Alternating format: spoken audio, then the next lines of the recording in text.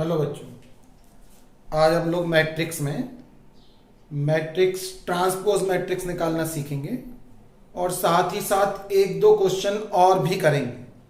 ठीक है ना। तो आज हम लोग पहले ट्रांसपोज ऑफ अ मैट्रिक्स निकालना सीख रहे हैं। ठीक।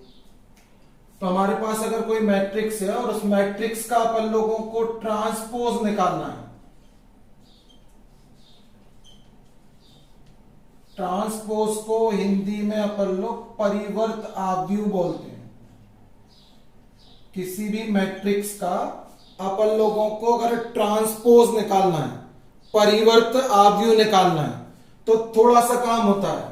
अगर किसी भी मैट्रिक्स का है ट्रांसपोज ऑफ अ मैट्रिक्स भी बोल सकते हैं। अगर किसी भी मैट्रिक्स का अपन लोगों को ट्रांसपोज निकालना है तो ट्रांसपोज जो मैट्रिक्स का होता है उसके लिए करने के लिए वो थोड़ा सा काम करना पड़ता है। अपन लोग करते क्या है कि चेंज कर देते, रो को कॉलम्स में चेंज कर देते। मैट्रिक्स में जितनी भी रोज होंगी उनको हम लोग कॉलम में बदल देते। ठीक है। जिस मैट्रिक्स का हम लोगों को ट्रांसपोज निकालना है उस मैट्रिक्स की रो को हम लोग कॉलम में कन्वर्ट कर देते, तो मैट्रिक्स का ट्रांसपोज निकला। किसी भी मैट्रिक्स का ट्रांसपोज निकालने के लिए उसको उसके ऊपर डैश का साइन लगाकर प्रदर्शित करते। या तो हम लिखें, वरना किसी मैट्रिक्स के ऊपर डैश लग गया इसका मतलब है कि हमें उसका ट्रांसपोज निकालना है। और ट्रांसपोज का मतलब इतना सा है कि केवल हमें रो को कॉलम में कन्वर्ट करना है बस। फॉर एग्जाम्पल के तौर पर अगर मान लो हमारे पास कोई एक मैट्रिक्स ये दे रखी है, इक्वल टू लिखा 5 6 8 9। उन्होंने कहा इस मैट्रिक्स का ट्रांसपोज निकालो, तो ट्रांसपोज निकालने का मतलब है उसके ऊपर डैश लग जाएगा, तो मतलब मैट्रिक्स का क्या निकलना, ट्रांसपोज। और ट्रांसपोज निकालने का तरीका क्या है, रो को कॉलम में कन्वर्ट करना है। जैसे ये इसकी फर्स्ट वाली रो है 5 6, तो इसको फर्स्ट वाला कॉलम बना लो। ये सेकंड वाली रो है तो इसको अपन लोग सेकंड वाला कॉलम बना देंगे। बस ये निकल गया मैट्रिक्स का ट्रांसपोज। ठीक है ना। दूसरा एग्जांपल देखो, इक्वल टू कोई मैट्रिक्स दे रखी है 5 3 -1 6 9 4। ये कोई एक मैट्रिक्स दे रखी है। उन्होंने कहा इस मैट्रिक्स का ट्रांसपोज निकालो, तो अगर मैट्रिक्स का ट्रांसपोज निकालना तो उसको डैश से प्रदर्शित करेंगे, ए डैश, इसका मतलब ट्रांसपोज निकल रहा। और करना क्या है, रो को कॉलम में कन्वर्ट करना है। ये इसकी फर्स्ट वाली रो है, इसको फर्स्ट वाला क्या बना दो, कॉलम। फिर ये इसकी सेकंड वाली रो है, इसको अपन लोग इसका सेकंड वाला कॉलम बना देंगे। तो ये मैट्रिक्स का जो है वो ट्रांसपोज निकल आएगा। अगर किसी भी मैट्रिक्स का अपन लोगों को ट्रांसपोज निकालना है तो केवल अपन लोगों को रो को कॉलम में कन्वर्ट कर देना है, तो उस मैट्रिक्स का ट्रांसपोज निकल आता। ट्रांसपोज मैट्रिक्स निकालने में केवल इतना ही सा काम करना पड़ता। ठीक है ना। अब इसी ट्रांसपोज मैट्रिक्स में अपन लोगों को पढ़ना है कि सिमेट्रिक मैट्रिक्स क्या होती है। किसी भी मैट्रिक्स की सिमेट्रिक मैट्रिक्स निकालना। सिमेट्रिक मैट्रिक्स को अपन लोग सममित आव्यूह कहते हैं। ठीक है ना। किसी भी मैट्रिक्स की सिमेट्रिक मैट्रिक्स निकालना यानी सममित आव्यूह अपन लोगों को निकालना है। तो कोई भी मैट्रिक्स जो है वो सममित कब कहलाती है, अगर वो कहेंगे प्रूव करो कि वो मैट्रिक्स सिमेट्रिक है। निकालने का मतलब है बताना है, प्रूव करके बताना है सिमेट्रिक मैट्रिक्स है या सिमेट्रिक मैट्रिक्स होती क्या है। अगर हम किसी भी मैट्रिक्स का डैश निकालें और वो उसी मैट्रिक्स के इक्वल आ जाए, यानी किसी भी मैट्रिक्स का ट्रांसपोज अगर उसी मैट्रिक्स के इक्वल है, यानी मैट्रिक्स की अगर हम रो को कॉलम में बदल दें तो कोई प्रभाव नहीं पड़े, डैश निकालें तो वही की वही मैट्रिक्स बन जाए, तो उस मैट्रिक्स को अपन लोग सिमेट्रिक मैट्रिक्स बोलते हैं। यदि किसी मैट्रिक्स का हम लोग डैश निकालें और वो उसी मैट्रिक्स के इक्वल आ जाए तो उस मैट्रिक्स को अपन लोग सिमेट्रिक मैट्रिक्स हम लोग कहते हैं। जैसे एग्जाम्पल के तौर पर सपोज कर लो ए इक्वल टू हम लोगों को एक मैट्रिक्स दे रखी है, मान लो लिखा हुआ है 1 3 2। ये लिखा हुआ है 5 6 6 और ये लिखा है 9, वो तो एडजस्ट करनी पड़ती। ए इक्वल टू दिया हुआ है, ये कोई एक मैट्रिक्स अपन लोगों को दे रखी है, और अगर अपन लोगों को इस मैट्रिक्स की सिमेट्रिक मैट्रिक्स जो है वो निकालनी है, अगर हमें इस वाली मैट्रिक्स की सिमेट्रिक मैट्रिक्स निकालनी है तो हमें क्या करना पड़ेगा, उसका डैश निकालना पड़ेगा। तो यही की मैट्रिक्स आनी चाहिए, तो हम लोग डैश निकाल रहे हैं, ए डैश। तो डैश का मतलब क्या है, हमें रो को कॉलम में बदलना है। ये इसकी फर्स्ट वाली रो है 1 3 2, इसको हमने फर्स्ट वाला कॉलम बना दिया। ये इसकी सेकंड वाली रो है, तो इसको हम लोग सेकंड वाला कॉलम बना रहे हैं। ये थर्ड वाली रो है, इसको थर्ड वाला कॉलम बना दो। थर्ड वाली रो को हमने थर्ड कॉलम बना दिया, तो देखो वही की वही मैट्रिक्स आ गई। अगर किसी भी मैट्रिक्स का हम लोग डैश निकालें और वो उसी मैट्रिक्स के इक्वल आ जाए, तो उस मैट्रिक्स को हम लोग सिमेट्रिक मैट्रिक्स कहते हैं। आता भी है प्रूफ करने के लिए कि proof that matrix is symmetric. तो क्या करना पड़ेगा, हम लोगों को डैश निकालना पड़ेगा और वो उसी मैट्रिक्स के इक्वल आ जाएगा। तो उस मैट्रिक्स को हम लोग जो है वो सिमेट्रिक मैट्रिक्स जो है वो कहेंगे। ठीक है, अब इसके बाद इतना नोट करना, फिर आगे मैट्रिक्स बता रहे हैं। सिमेट्रिक मैट्रिक्स के बाद अगली मैट्रिक्स होगी स्क्यू सिमेट्रिक मैट्रिक्स।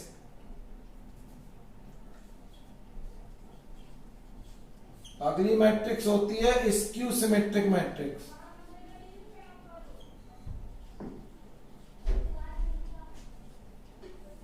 तो स्क्यू सिमेट्रिक मैट्रिक्स क्या होती, अगर किसी भी मैट्रिक्स का हम लोग डैश निकालें और वो -a के इक्वल आ जाए, यदि किसी मैट्रिक्स का डैश -a के इक्वल आ जाए, तो उस मैट्रिक्स को अपन लोग स्क्यू सिमेट्रिक मैट्रिक्स कहते हैं, विषम सममित आव्यूह हिंदी में। वो सममित था, ये विषम सममित आव्यूह होता। अगर किसी मैट्रिक्स का हम लोग डैश निकालें और वो -a के इक्वल आ जाए, तो उस मैट्रिक्स को हम लोग स्क्यू सिमेट्रिक मैट्रिक्स बोलते हैं। एग्जाम्पल के तौर पर हमारे पास मान लो a इक्वल टू कोई एक मैट्रिक्स दे रखी है, मान लो 0 लिखी, ये लिखा है CD, यहां पर लिखा हुआ है F, ये -F और 0, ये कोई एक मैट्रिक्स लिखी है। उन्होंने कहा a इक्वल टू ये मैट्रिक्स दे रखी है, अब हम इस मैट्रिक्स का डैश निकाल रहे हैं, a डैश। डैश निकालोगे तो रो को कॉलम में बदलना पड़ेगा। ये इसकी फर्स्ट वाली रो है 0 CD, इसको फर्स्ट वाला कॉलम बना दिया। ये इसकी सेकंड वाली रो है, तो इसको सेकंड वाला कॉलम बना दे रहे -COF। ये थर्ड वाली रो है, इसको हम लोग इसका थर्ड वाला कॉलम बना ले रहे, ये इसका थर्ड वाला कॉलम बना लिया। अब इसके देखो सारे टर्म में माइनस कॉमन ले रहे, माइनस कॉमन लोगे तो माइनस का सब में डिवाइड होगा, तो 0 में करोगे तो 0 ही आएगा, इसमें करोगे तो ये प्लस हो जाएगा। ये माइनस का ये प्लस था तो माइनस, 0 का 0, माइनस है तो प्लस, ये प्लस है तो माइनस, ये प्लस है तो माइनस, और 0 का क्या रहेगा 0।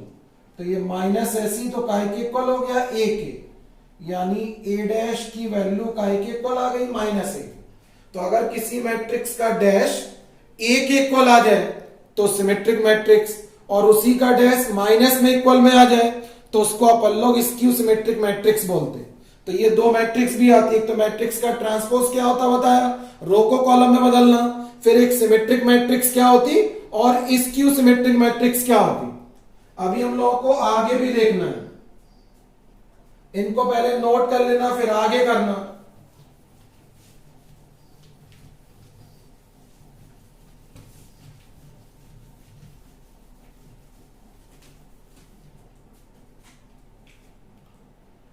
फिर अगली आएगी सिंगुलर मैट्रिक्स।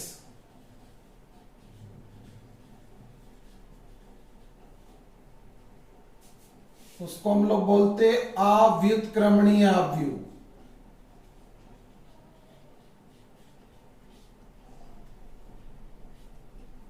अव्युत्क्रमणीय आव्यूह,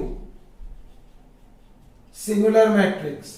सिंगुलर मैट्रिक्स क्या होती, अगर किसी भी मैट्रिक्स का जो डिटर्मिनेंट होगा, डिटर्मिनेंट बताया था हम लोगों ने पहले, अगर किसी भी मैट्रिक्स का जो डिटर्मिनेंट है वो 0 के इक्वल आ जाएगा तो उस मैट्रिक्स को हम लोग सिंगुलर मैट्रिक्स बोलते हैं, और अगर ये डिटर्मिनेंट 0 के इक्वल नहीं आया तो इसको अपन लोग नॉन सिंगुलर मैट्रिक्स बोलते हैं।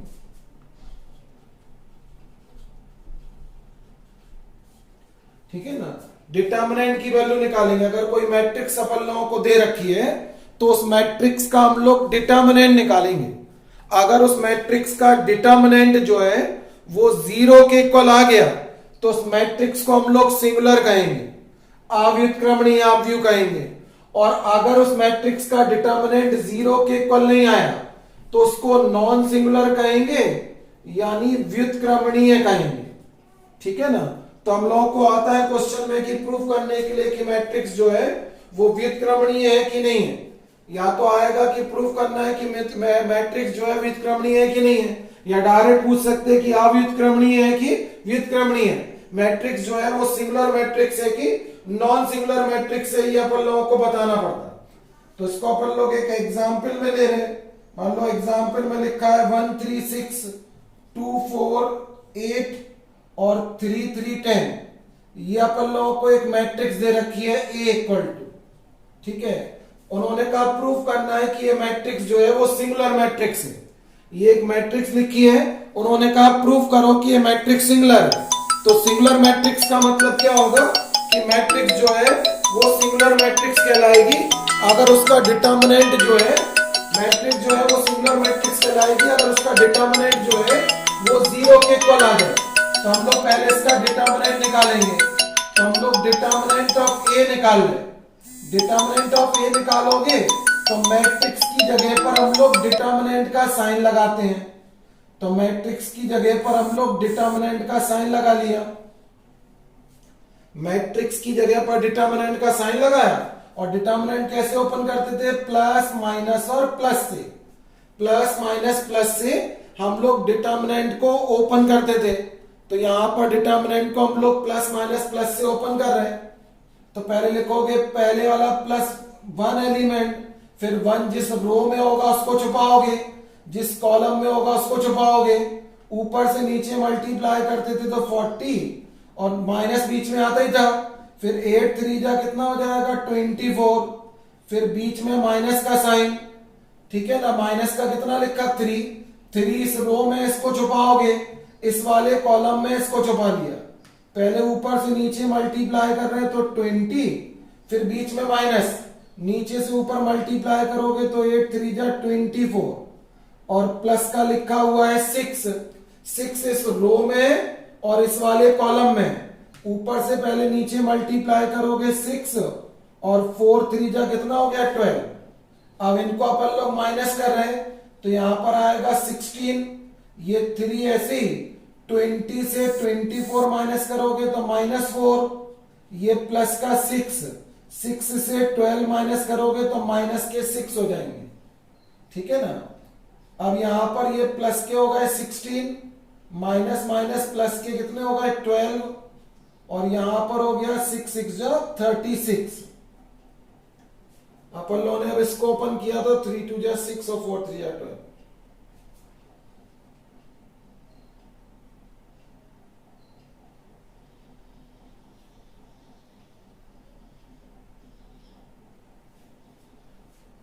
मैट्रिक्स में अपन लोगों को करेक्शन करना पड़ेगा। यहां पर 5 होगा तब वो अपन, क्योंकि एग्जाम्पल ले रहे हैं तो डिटर्मिनेंट आना चाहिए, तो यहां 5 कर लेना सब लोग, ठीक है ना। अब इसको हम लोग ओपन कर रहे हैं तो प्लस का 1 था तो ये कितना हो गया था 4 10 जा 40 और 8 5 जा कितना हो जाएगा 40।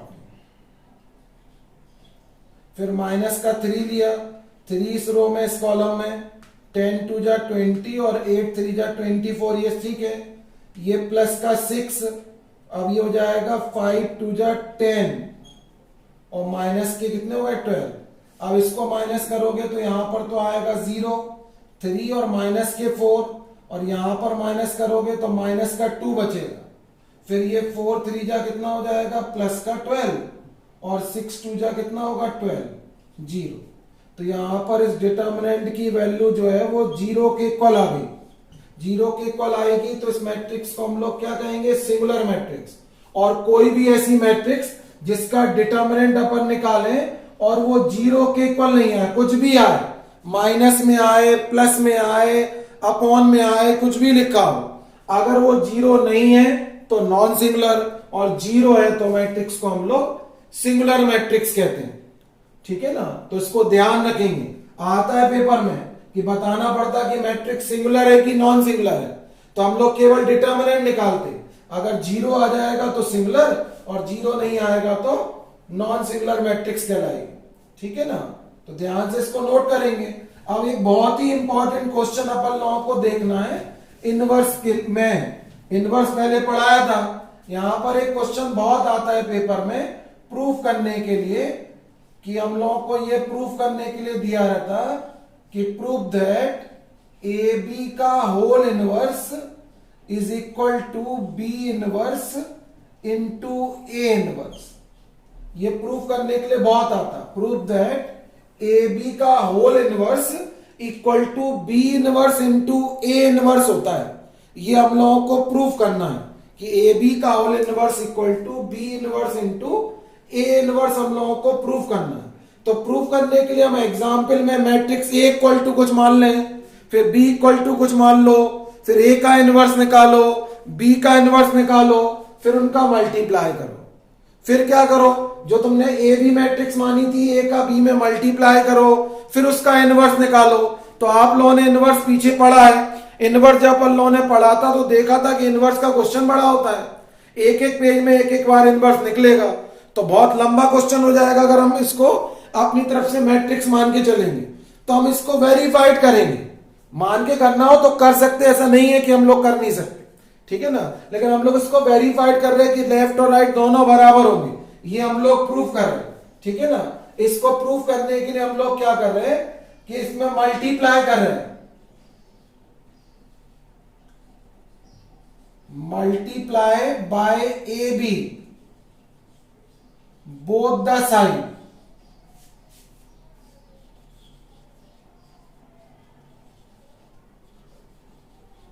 From left.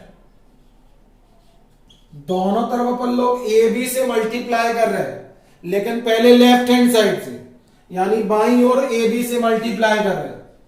तो ए बी का मल्टीप्लाई इस तरफ भी कर दिया ए बी, और ये ए बी इनवर्स पहले से लिखा था, ए बी का मल्टीप्लाई हम लोग यहां कर रहे हैं ए बी, और ये लिखा हुआ है B inverse into A inverse. ये पहले से लिखा है, नहीं लिखना हो तो इसको ऐसे लिखा रहने दो, B inverse into A inverse. दोनों साइड ए बी का लेफ्ट से मल्टीप्लाई किया। ये लेफ्ट राइट क्यों कर रहे हैं, क्योंकि अपन लोगों ने पढ़ा था कि A into B does not equal to B into A होता। ए इंटू बी और बी इंटू ए हमेशा बराबर नहीं आते, इसलिए हमें दोनों साइड से मल्टीप्लाई करके दिखाना पड़ेगा। एक बार लेफ्ट से भी मल्टीप्लाई करके दिखाना पड़ेगा और एक बार राइट से भी। अब हम लोग मल्टीप्लाई कर रहे हैं, ए बी का लेफ्ट से मल्टीप्लाई हम लोगों ने कर लिया, तो इतना आ गया। अब हम लोग जानते हैं कि किसी भी मैट्रिक्स में अगर हम उसी के इनवर्स से गुणा कर दें तो कौन सी मैट्रिक्स आ जाती, आइडेंटिटी। ए बी भी एक मैट्रिक्स है और ये उसका इनवर्स लिखा। मैट्रिक्स में अगर हम उसके इनवर्स से गुणा करेंगे तो आइडेंटिटी मैट्रिक्स आएगी, यानी आई आएगा।